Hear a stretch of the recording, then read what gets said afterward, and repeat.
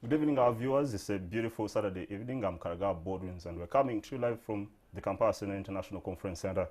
And we are just we're trying to reprogram from our usual schedule to address the business community about the issue of business registration and the compliance obligations that are expected of business entities in the enhancement of our economic environment in this nation. Before we go into a studio discussion, please have this preface and then we'll be right back.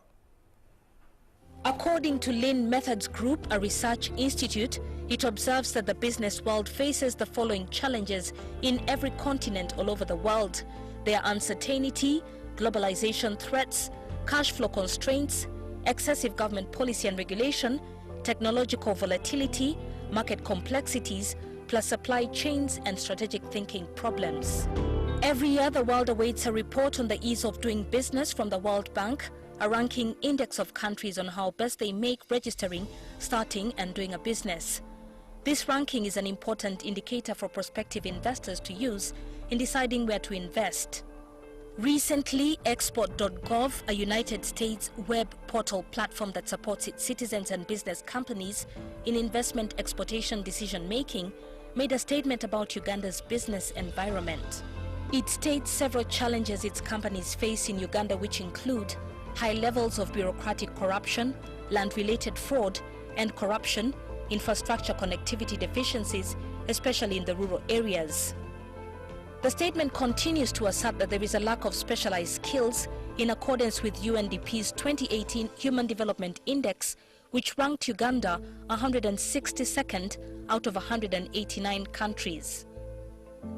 Then the statement cites inefficient government services, considering the World Bank's 2018 Doing Business report, which ranked Uganda 127 out of 190 countries, 7 positions lower than the previous year. Uganda ranked below the average for sub-Saharan Africa in multiple evaluation categories. One of the key institutions in Uganda that deals with business environment governance, enablement and enhancement is the Uganda Registration Services Bureau. It is mandated under the Uganda Registration Services Bureau Act, Cap 210, to register all business entities in Uganda which are required by law to be registered. Nonetheless, the Bureau also holds the responsibility of post-registration monitoring and interface with these businesses, expected to ensure that there is an effective and business-friendly environment right from registration, gestation and maturation. With this responsibility, the Uganda Registration Services Bureau, URSB, in conjunction with NTV, have found it pertinent to have a comprehensive discussion about the onus that falls on business companies in the country to deliberately be compliant in its post-registration phase with the Bureau as a way of ensuring a better business environment and sustainability. You're welcome. And indeed, you're welcome. I'm Karaga Baldwins, and if you're out there, you're a business owner, you're an entrepreneur, or you intend to start up a business, or you are an prospective person in the governance of this country's economic agenda, please join us to discuss this matter because it's very, very important. And in studio, representing Uganda Registration Services Bureau, I have 2 beautiful ladies. One, Juliet Scovia Apollot, the Senior Registration Officer at URSB. Juliet, you're welcome. Thank you, Baldwin. Yes, and right next to me, I have Charlotte Mudola, Senior Registration Officer, also URSB. Thank you, Baldwin. Yeah, you look resplendent. Your uniform speaks a whole lot of value. Yes. You. So let me start with you, Juliet. Definitely, your mandate is purely, majorly, to do registration, and you register public, private companies, foreign companies, legal documents, e.g., constitutions of companies or businesses, agreements, deeds, powers of attorney, security documents. Yes. Okay. So we are trying to address the issue of compliance, especially after the registration time. Yes. So somebody would be curious to know, why do you have to extend this relationship even after I have done the registration, that URSB is still seeking out for me to entangle me in its own business governance issues? Oh, yes. Thank you so much, Baldwin. Again, as far as Uganda Registration Services Bureau is concerned, yes, I want to believe that not everyone, again, knows what we do as Uganda Registration Services Bureau. Ours is a mandate, as already, told to us. It's about registering businesses, registering marriages, registering intellectual property. Right now we have something called SIMPO, security in movable property. We also have liquidation issues as the URSB. So beyond these processes of registrations, I come into your, for instance, your office, or you come to URSB, you expect to have a certificate. But beyond a certificate, what are the other requirements that follow? Is it that other issuing of the certificate, that is entirely it? Or do I just go and, you know, bank it, or just keep it until I don't know when you come back? But then post-registration compliance basically relates to, you know, doing every other thing to keep this company alive or keep the business living.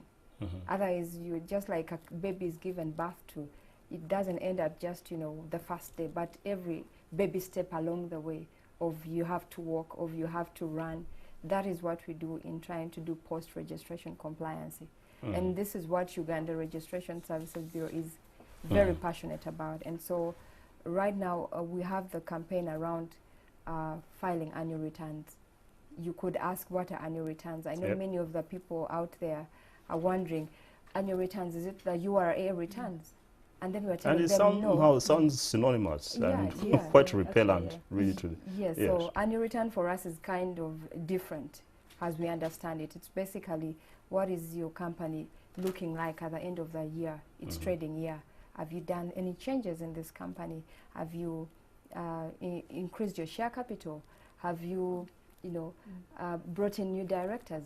This is basically what is reflected so in the annual return. The profile of the company and its construction, and Charlotte, it definitely, yes, of course you're going to add on to that, because this sounds to be a big business issue. It's not in any way an obligation to small companies, because and in record, looking at the 2017-2018 records, because that's all that I could trace. For the 2018-2019 report, I did not find this information, but you can see that new companies registered are about 50,000. You have legal documents, powers of attorney, and all these added stuff, 38,000. You have several output particular statistics that are quite commendable. And so is there a cost, but also is this purely just exclusive for big businesses, or small businesses also expected to be part of this whole obligation of compliance? Thank you, Baldwin. Small businesses also have their post-registrations. Basically, if you want to make change, you know, small businesses want to change someone, bring in a partner. There are steps and registrations. And in Uganda's context, a small business is the one which is less than 50 million, or 50 million. The threshold of, threshold of 50 million Uganda shillings. Yes. So basically, they also have documents like changing particulars. That's also something they have to do after registration. Although it's a simpler step and cheaper to actually register such transactions, which only costs you only 10,000 shillings. So it's cheaper for the smaller businesses. But then also the bigger companies have their own forms of post-registrations. I think most people know resolutions, you know, bank resolutions, opening up an account, chain box numbers, that's also post-registration.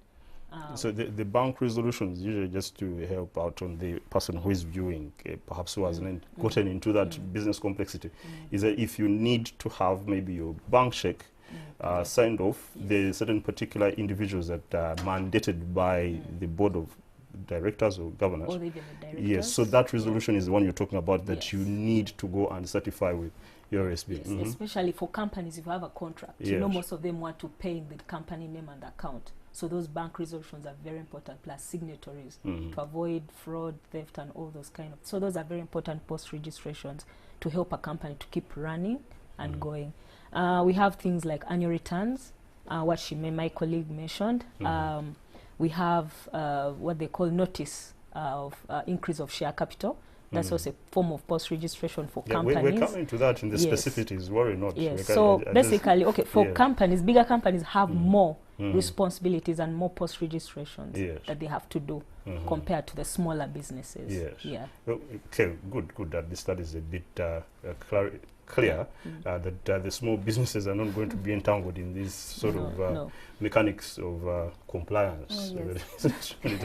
And so you look at the costing, which you have elaborated, of course, on your website and in your documents. You say continuing filing on companies, the registration of documents is 20,000, company resolutions 20,000, company forms 20,000, stamp duty on transfer of shares is 1.5% of amount being transferred, registration of transfer of shares 20,000 plus.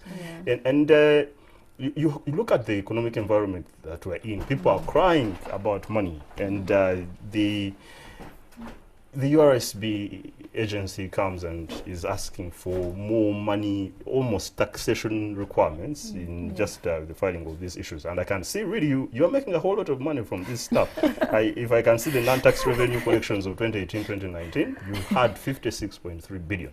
Wow. And someone feels like government through URSB is still trying to extort us. We are crying of KCCA, we're crying of URA. So how does this enable the business environment? And you've heard about the record of the economic performance of a business, business ease of, of doing business here in Uganda. Yes. I know that for most of us who are into business, because personally I want to associate myself with the business community. Yes, we're looking at probably the fees that are attached to some of these costs of 20. You realize that our rate is 20 for most of the companies. Standard rate. I'm thinking that is even more affordable, especially where we want to still go compliant, but also having the mandate aspect of us being able to be the collecting agencies for government, because there are others, but we also have a role. So in trying to give out our services, it has to be an exchange of something that comes through. Yeah, but you see, you call it non-tax revenue, and it's disguised as non-tax. But to me, it's actually a revenue charge on my company, and it feels like almost a supplementary parallel role played by URA. Because if I'm paying taxes to URA, to KCCA, why is it for the registration of the companies and turning over these particular resolutions and all these compliance requirements? Why shouldn't it be really free? Well, it still goes to a bit of, yes, as a mandate, we need to be able to account to government at the end of every financial year. And of course, as you've seen of late, I mean, these figures are very crucial, and they come out so strong. So either you're not doing your role as a government agency, or you're not, because that actually determines whether you've even performed. So the more for us, the better. So again, I'm saying that, yes, it is a bit manageable, and these fees are really manageable. People can actually afford to do any other thing, go for a show of more than 20,000. Of course. But then when it comes to it's my money, but it's my so why don't we embrace this and Yes. then, you know, improve ourselves economically, because you're not going to find paper, because we also use paper. We use many of these things. So who is going to factor that into our processes? No, it's because you're a government agency. It so is a and government. we give you support through URA and KCCA. But anyway, I guess the businesses are not complaining, because I'm complaining probably on their behalf, but I hope they're actually not complaining in the offices. So, Charlotte, Yes, please. So let's talk about now the real issues, the specificities of these compliance requirements about annual returns to URSB. You have there's a form of annual return of a company having a share capital in the third schedule part 2, which requires address, the situation of registers of members and debenture holders, summary of share capital and debentures, of course, and annual return fees of 50,000. Yes. There you go, still money. So what is the essence? Just give us a justification for these requirements, because as I'm saying it in a sentimental manner, I think there's somebody out there who feels really this government is here to squeeze us and suck us out for whatever we have. First, I want to emphasize the difference between the annual returns in URSB and URA, because I've come across clients, they ask, but I've already paid my URA tax. Exactly. So basically, it's not a form of tax showing us the profits you've made. It's basically a document. You're trying to Yes. tell us the status Profile of that status, company. yes. In that specific year. If there were any changes made in that year, then the annual return gives us a summary. Basically, it's like an update on Okay, the company. let me get it right. So if there's no change, no payment. No, if there is no change, the information stays the same, but you pay. So you Aye. have to annually update, informing pay. us, yes, on the status. Basically,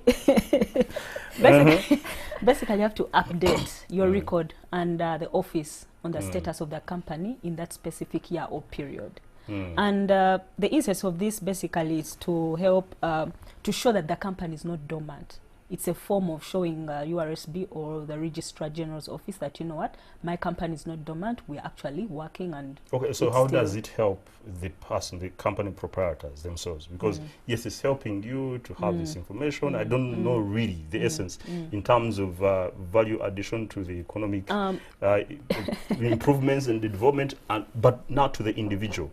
If I gave you this information, because I find really I don't give a damn about it, just for the lighter bit of if I have a change of this particular as my address, but I'm there, why would you have to insist on an annual? But then, okay, because also while I was going towards the dormancy, because it also prevents us from deregistering your company.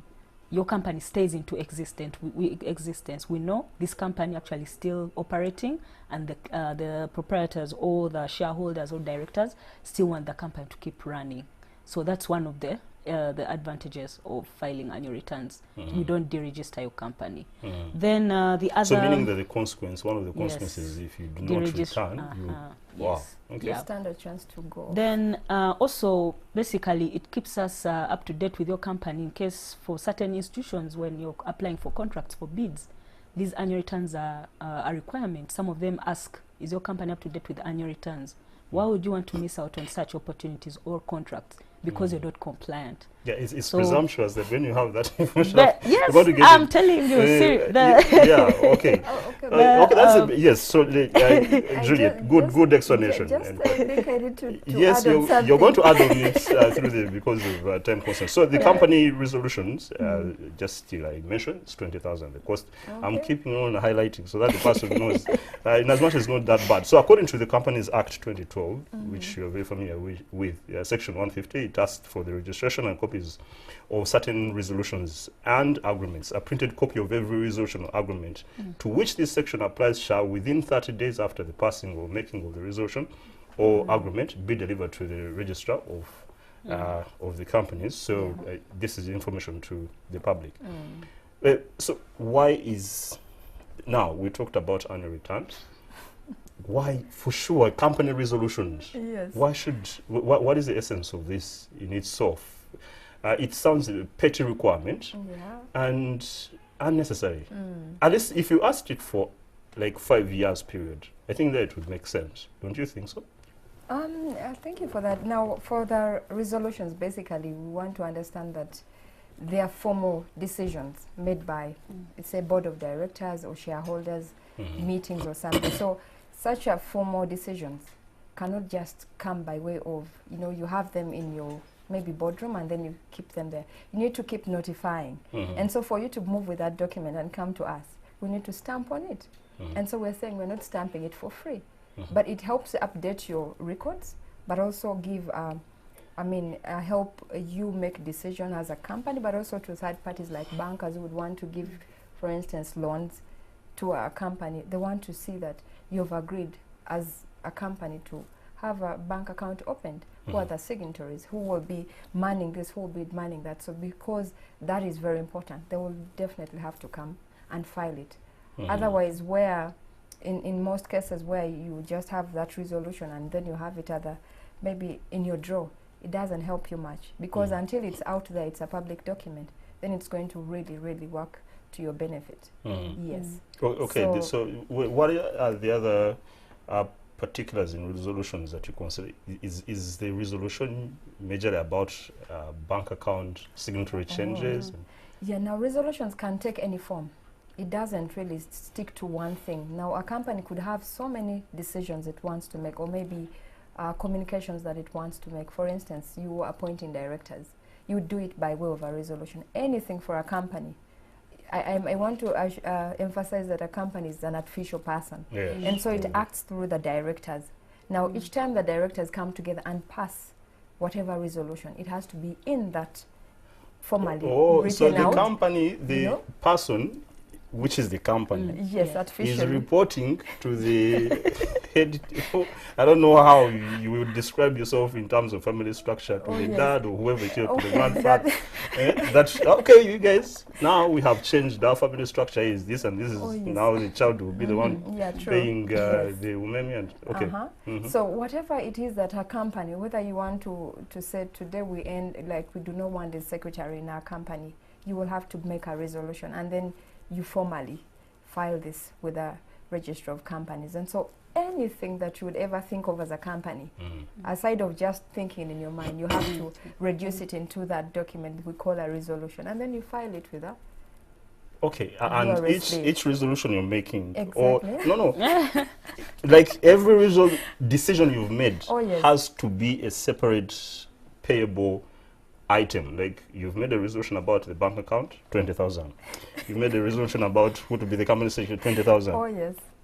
However, there's Is that- also, I know that for some, probably the way the drafting really matters. If you want to lump these, there are some of these One resolution. matters you can actually lump together and say you have 4 resolutions you've passed. Instead of saying you have for a bank specifically, then you have for probably knocking out a director, you could have it as a one document, in which Yeah. case it would help you save on that which you're saying is too Yes. much. Yeah. No, that of course, every I'm time- considering the people Yeah. who are just getting into the bracket yes. of middle of large scale businesses, because the people who are aspiring to Yes. get into that level of big business. Yes. So you don't want to have the person get the 20,000 as a deterrent Okay. for them to really yeah. explore there and perhaps to relate with you. Yes. So is the response and the feedback from the people that you're getting to have this compliance done, is it friendly or is resistant, as in reflection to my sentiment?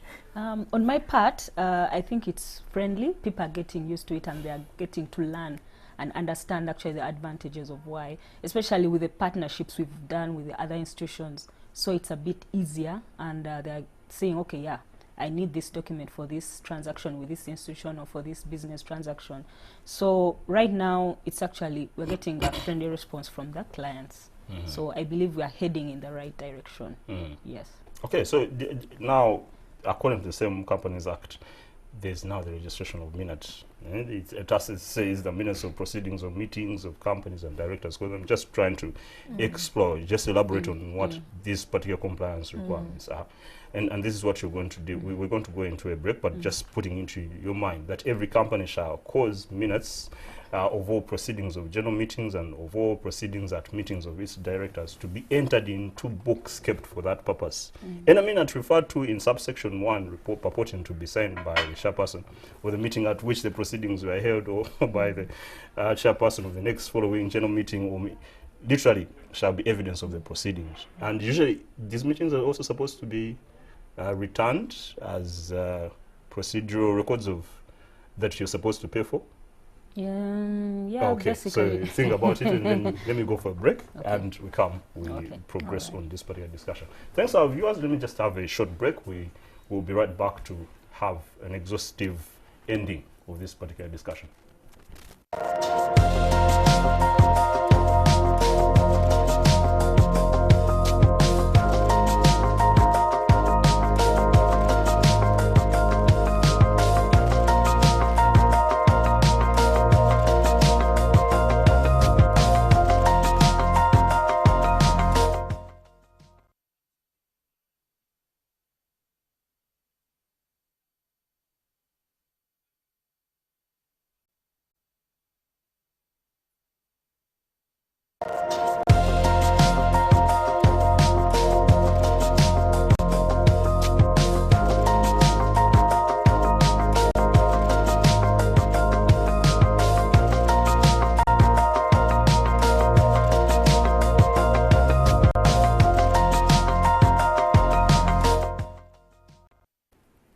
Thanks, our viewers, for keeping with us. I'm Karaga Baldwins, and we're discussing business registration and post-business registration compliance requirements. Okay, that is not a repetition, but basically that's how this particular discussion goes, and it's very quintessential for you who is either doing business or aspiring to do so, as to prepare yourself on the very requirements in this economic environment that you need to meet so that you can be able to maneuver through successfully. And in the studio, very brilliant ladies representing URSB, talking about this matter, especially the obligations and the compliance requirements from them. So, yes, Charlotte, just explain about meetings. Even the records that are kept for meeting proceedings, are they supposed to be turned over? Because if you really tell me that that is a requirement, I think basically, many you might know, not agree that it's essential. Yes. you know, basically when you have meetings as a company or a business, this is the most crucial part of managing a company. This is where the big decisions are made. This is where people decide, let's change this, let's do this as a company, let's increase our share capital, let's bring in this person. You understand? That's where the big major decisions are made in these meetings. So once these decisions are made, they have to be transformed into resolutions. You write a resolution like we earlier talked about, saying in this meeting held on this day, this and this was resolved, and then you break it down. Thus registering it as a resolution at 20,000. I think something. How do you authenticate that these are true outcomes of meetings from the real people, the owners of these companies? Usually, okay, some people go the extra mile and attach the minutes of that meeting, the people who attended signatures, but then also the directors. That's why we keep a record every time of a company. We need a record of a company. We check and see who are the directors signing these resolutions. Are these the directors we have on record? You check and see, and if everything is okay, you're like, okay, yeah, this is an authentic document, plus the meetings attached. It's up to also, of course, the company and the members of the company to attach the minutes. Of because this is coming from the reflection of one of the major news that we have had recently, where a bank issued about $1 billion. This is, of course, quite parallel in terms of analogy, but it's quite similar. They transferred $1 billion shillings, and it indicated that they had all the records of the communication from the directors. So all of a sudden, a resolution comes, and they have either dissolved or they have kicked out the original founder or the chairperson. How do you authenticate that this is actually true proceedings from these people? Just to give the security to people out there that in case this is done, they cannot be foul play against them. Because it's usually all the members have to sign. The important thing is signing that signature. It's on the same signature on record. I think that's the best. You assume it can't be fabricated? Well, honestly, I don't. I believe because you're the registration officer, so I guess no. Honestly, you can always tell. Sometimes you can tell that it has been fabricated or not. Or if you query, there's what we call querying the signature or the document. So it's a discretion of the registrar to see if there's something wrong with the document. It's not a must. You have to sign it. There's so many steps and procedures you have to follow to actually confirm the authenticity of the document. If it's not okay and you don't agree, you tell them, you know what, I'm sorry, I can't register. Okay, so the people can be sure you do your proper due diligence to ensure that this is sorted out. Yes. Okay, so thanks, Charlotte. Juliet. Yes, please. So give us evidence of what you've done. What are the records, the compliance, the responses? How many? Like what is the response? Hopefully you have figures on so far, like perhaps this year, how this particular correspondence and compliance has been done. Yeah, interestingly, compliance is an area that we have actually, or in the recent past, tried to really, stand strong on, especially because we've been more into the registration. But in terms of compliance, it's something that URSB hadn't come out strongly, but of late, it is something we are really campaigning on. And maybe in terms of records, I may not give you the exact records, but what we know that on ground we're trying to advocate, do sensitizations, because previously, yes, someone would come to your office and say, I want to file a resolution. And then before you file a resolution, we're trying to inquire into the company. Is it compliant? Have you been filing annual returns? And for some, it was a shock. This is really honest, that it was a shock. Portraying a picture of they do not even know what annual returns are. So then as URSB, we went back and we thought, how do we then have this information come to the public? Because they need to comply, but again, they do not have the information. So right now our emphasis is on the sensitizing the people about compliancy, and of course, in time to come, there are fines also coming along the way, because when we give out more information on compliancy, then yes, people are really coming up. You find people filing so much in terms of okay, so in statistical maybe aggregation, for instance, you have 100 companies. Okay. In you, because you're the ones who deal with this registration. Yes. How many return, like in terms of percentage, out of 100%, in your own estimation? Of course, this is a bit arbitrary, but because you're the one dealing with business, just for me to understand whether really people are appreciating this. Is it more than 50%? Is it less than 50% of people who are really relating the compliance? Yeah. I think I would give it about 60. Okay. Yeah, 60. Around 60. Because yes, there are people who knew that, but then the bigger majority of the business community actually didn't know. So each time you talk about annual return, they are first to say, but I've been filing my annual returns with URA. And then you have to labor to explain, actually, our annual returns are only 50,000 for a company limited by shares, and then 30,000 for a company limited by guaranteed. So over time, people are responding, and because see, the banks are also our partners in this. They're trying to help us. Each time a client walks into the bank, the managers there are like, where is your annual return for this year? And so you find that it begins to, you know, to become a norm to the business community. And so we see that a lot of them are coming up. So you're using banks to... No, it's you see how people are going to run out from banks partnership to for go to... business growth. We haven't run out from banks and go to mobile money. Hopefully it will not. Yes, but I fully understand. You need partnership in this. And as I've been asking for the advantage of the person who is doing this, if they feel it helps them to get a business, a competitive advantage in the market, then it's okay. Okay, so Charlotte, you have, see, according to the Companies Act 2012, Section 72, saying that there's a notice to the Registrar of Consolidation of Share Capital, conversion of shares into stock. Now these are big companies, I guess.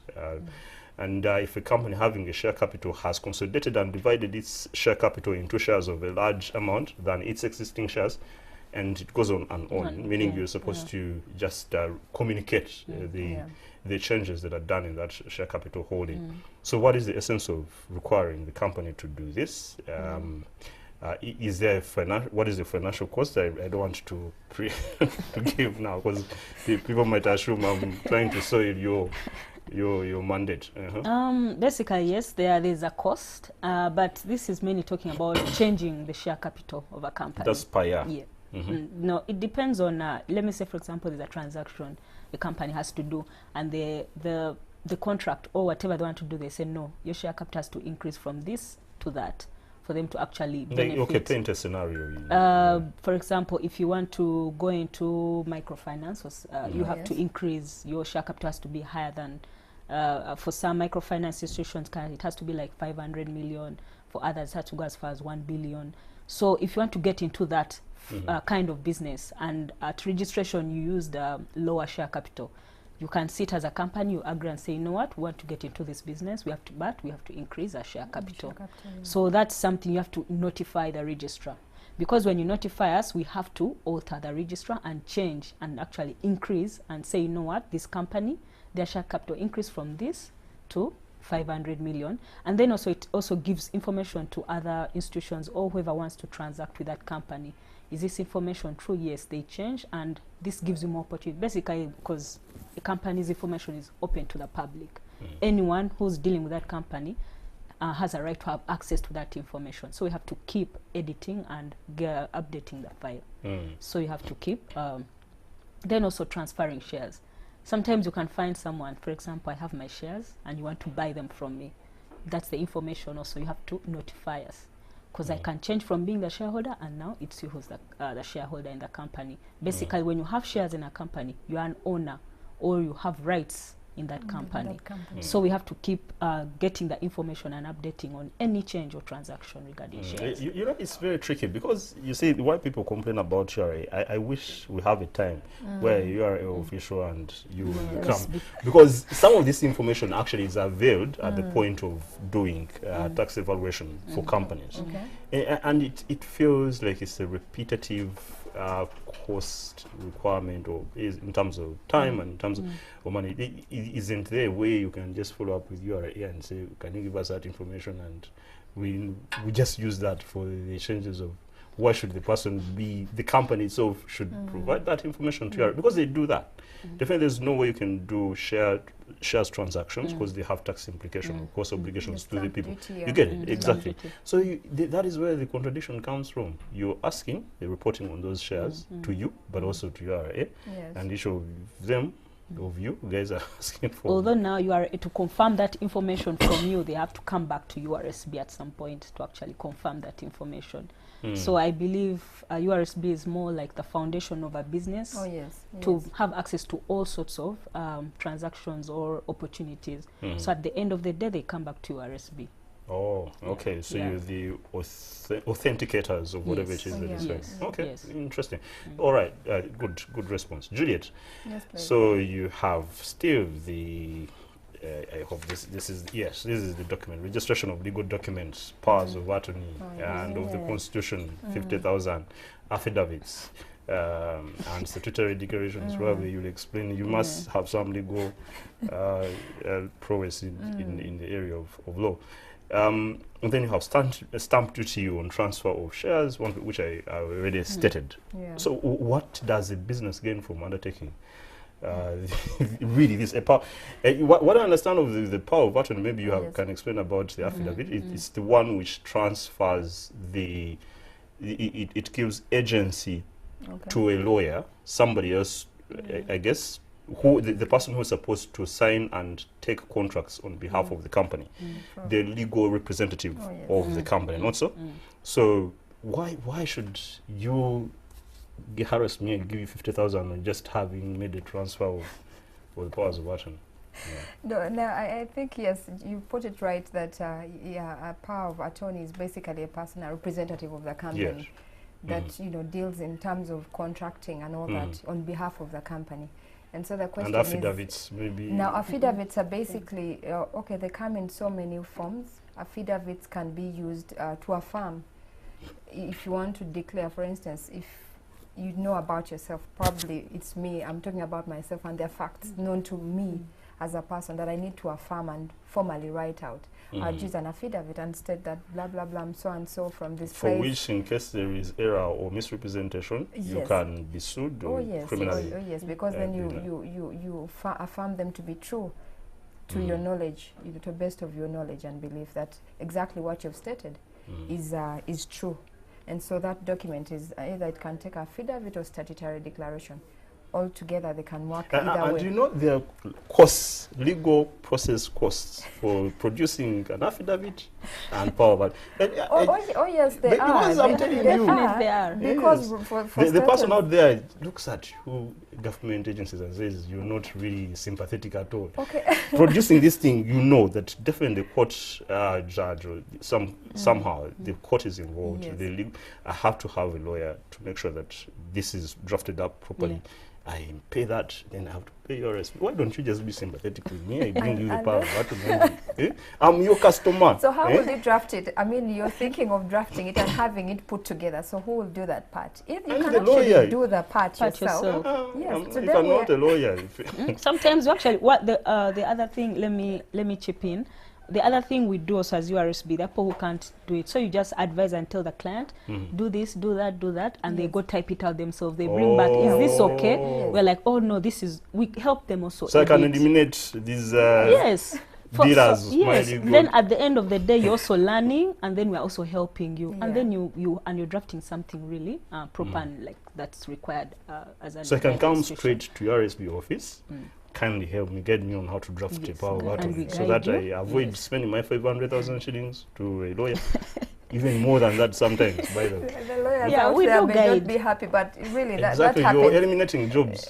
We're not eliminating, but we're trying to empower people so that, just like we've tried to come up with a one-pager for a memorandum and articles of association. You don't have to have a whole huge booklet of Yes, I yes. remember. So Yeah. those I are remember things. those It's an ease books. of doing business. Yeah, Yes. so you can Transactions. actually work with a document yourself, and then you have a company. One register- page. Oh yes. We no longer need A the booklet. this You this don't- you don't need preamble and No, then no, no, put no. in the like we are swearing this business means because that's what I've seen for any kind of company. Yes, it's really huge books, but now you can actually work with one pager for a company. Mhm. Yes. Yes. So actually, people, if they get more relatable to you interfaceably, Yes. they can get Yeah. far Guidance, yes. more advantaged help Yes. Yeah, true. to avoid more leakage of their money. I think that's instead. where And we're they just spend 50,000. I think that's why we're really doing something on the ease of doing business. Those are some of the, I the think that things makes that have sense. come up, and to just help a common man to be able to handle. Yeah, because Yeah. most people think that drafting the articles of association memorandum, you have must to go have to a lawyer, No. even That is two. true. No, Because I know, the books come out in such a very very- threatening yeah, manner, and yeah, you know at times you don't want even to read. You tell the lawyer, just as long as they give me the certificate, that's all I need. That's all I You need. don't. Oh, Yes. yes. Okay, so as we're wrapping it up, for me, I've refused. I'm not doing this stuff as long as I'm still selling my stuff. I'm doing business. Why is there any consequence I'm going to face? As long as I'm paying my taxes. If I'm not complying to give you that information you're asking. Yeah. Basically, like annual returns, I had said earlier on, if you don't comply, your company will be deregistered. And if it's deregistered, how are you going to continue business? And no one wants to work with a company. Okay, that's that not takes after how registered. long? Why would if I fail to make annual returns in a year, then you deregister my company? Of course, not a year, but of course you can't keep doing it for the years to come, Like how many years? continuously. Then you just try to You be first, a good if you're advocate if for. you're dormant, you first have to do a resolution of dormants to notify. Something I'm not dormant. yes, I because just- when you're dormant, that's I'm when You're fed up. stubbornly refusing. I'm You're fed up stubbornly- of moving up and down. I hear I'm coming to pay 20,000, 50,000 to URSB, and yet also URA is coming. okay, for on my annual day. returns, it So, says I've refused. 5 years. For the annual returns, 5 years. That's where they'll be like no, and then you'll be cut out. But what effort do you take yourself to understand what is happening to this? Because you see, That's the- what I was coming to. Okay, Yeah. because government should be seen Yes. humane. You're serving people. True. Or if you just stay on your high horse and say if these people do not comply, and which is done by so many government institutions, you don't do this, we kill you off. Of course, I'm just using a pejorative. But how do you help or Yeah. find out what extra mile do you take to understand why actually these people not complying? And perhaps if somebody has complied before and they stop, What we've done, basically, what they've first put up announcements first for people to comply. Then they give an opportunity to those who can't. For example, you haven't filed for, I want to pick a big number, let me say 20 years. And you can file for a certain period of years, then you want to file later. Usually you explain reasons why, and then, they give you time and listen to your reasons, and then you agree with the institution, of course, with the director, and then you say, okay, yeah, you pay these years, and then you can pay the remaining years. That we can actually register certain documents. So, of course, it's now up to you, the business owner. Also, don't just sit and wait. I might be hustling. No. You see, let me- Charlotte, I've given I you think- this is how ridiculous it is by most institutions. You ask for my email address, you ask for my WhatsApp number, my phone number, office number. You ask for all that information, and most of the times, the institutions do not actually take effort to use that particular address information to just understand the real situation on the ground of why these people are not either collaborating. And you might find that it's a very genuine reason, because you need these businesses to stay Yes, afloat, yes. rather than just taking decisions in office and say, you know what, this person is not turning up, forget. So do you take extra measures besides saying, we've done enough? Because not all people are listening to radio, are watching TV or reading newspapers. Because if you have my company, I've given it to you, I've registered, do you take extra information after 3 years and say, we need to know why this person is not? Do you do that? and I hope you're not going just to to pleasantly lie. But Yeah. I think I could take a shot on that. Okay, we know that we do these registrations, but also right now we've tried to actually at the point of registration inform the client that at this point in time, after 12 months from today, you should be expected to file your annual returns. For those that, you know, could come out and say, no, we had no idea. But even those that come and present their case, because, you know, you can have all, I mean, a number of clients telling you all these kind of stories. They are moving stories, yes? You would say, I went out of Uganda, as in Sudan for some, Yes. you know? And And you I've don't met believe- such I've met such clients, and but then I think it's like And then you said, go on the yes. ground and you say you're finding something different. Or not even because maybe you may not even be able to go on ground. All that you have is that person before you, and they're really trying to present a case to you and say, how about if I can pay up to this much? I know this is my obligation, Yes. but if I can, this is what I have. Because honestly, they come to you at that point in time, and maybe they don't have that kind of money, but then the gentleman needs a resolution. It is to wire money onto a bank Oh, account. that's where you get- grab so-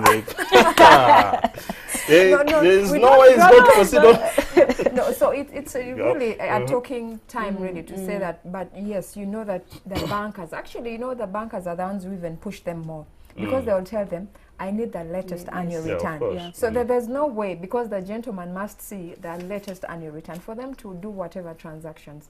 So somehow they are cornered, yes, Okay. and then somehow they find them Yes, complying. But complying. even those who don't have those, you know, strings attached on them, they basically come and say, look here, I've got to understand my obligations. Let me have the forms. Let me go look in a space of 1 week. Let me go and put this together. And actually they come. Yeah. Okay, Yes, so so let's that is finally all we do, think. yeah. Thanks. Let's finally wrap this up. Okay. You know, Charlotte, give me 2 advantages, emphatic ones, to the person out there that is in this dilemma of feeding government is really a fox. It's just trying to suck out whatever I have, and tell them critically and essentially the advantages of this. Then, Juliet, you wrap up. Tell people where to be found and how they can be helped in this particular compliance obligation. First, the major advantage of compliance, it makes it easy for you to do transactions and your businesses. You don't waste a lot of time, like I have to file this, I have to file this. You have an urgent transaction, you have to register a document. Once you're compliant and up to date, you just take the document and it's stamp signed, and you see your business is moving continuously. There are no hiccups or anything stopping you from transacting. And then also, like earlier on said, you know, applying for contracts, you know, this is a major contract for you. Some institutions ask for these documents. Are you compliant with this document? Is this document there? If you don't have them, you miss out on a contract. So, okay, those are the 2 that major ones we've asked, but I critical know there are inspection. more, Yeah. but those are the 2 Yeah, critical of course, ones. we are yeah. wrapping up. Yeah. So thanks. And I think that's a compelling reason Yeah, why should yeah. people come to you. And of course, collectively, this is a national cause. Yes, Juliet, so how do people get in touch with you? Yes, And, I just also want to just add in something small. Yeah, There's 1 that minute scenario per of forged companies appearing. I mean, the owners use agents to do these companies. So the time when they come to file a resolution, they are shocked, and the actual company doesn't exist, even on our records. So again, that is for me compliance. If you don't do Absolutely. it, you will be Yeah. shocked. So you don't want to be shocked. However, you can find us at our head office. That is Uganda Registration Services Bureau, and we have branch offices in Where Nachivubu. is it? That is at Georgian House Where? on which George road? Street. Okay. That is George Street, Mhm. above CPS, that That's Central better. Police Station. Yes, so you should find our head office there. Then we are at Trade Plaza, that is at Lumumba Avenue. We are at Sekaziga House around Nachivubo Ham Tower areas. We're at Post Office, that is Kampala Road, main post office. We have a branch there. And then we're in the 4 corners of Uganda. We're in Mbarara Regional Office. We're in Mbale Regional Office. Arua, and then Gulu Regional Office. Okay. On that note, So you between the hours of 8 to 5, 8 Oh. to 5. our offices are open. for you don't hustle beyond 5. All right. Actually, in this particular show, it's ending at about 6. So you've been brilliant, really Thank you. splendid. Thank you for I having believe us. somebody who is watching has greatly learned and is Yeah. being inspired to make sure that they do the right thing. Yeah. Hope to see you again. Okay, thank you, God bless Baldwin. Charlotte and All right. Juliet, Yes. indeed, of your RSB registration. Thanks, our viewers, for keeping with us. This is NTV, and if you're out there, you're a company, or you're an NGO, or your government, a ministry, department, or an agency, please come talk to us here at NTV, talk to our general manager or our sales team or myself, and let's have a very comprehensive discussion for us to help better our nation and develop this land. Please keep logged on to NTV. I'm Karga Baldwins. Have a great evening.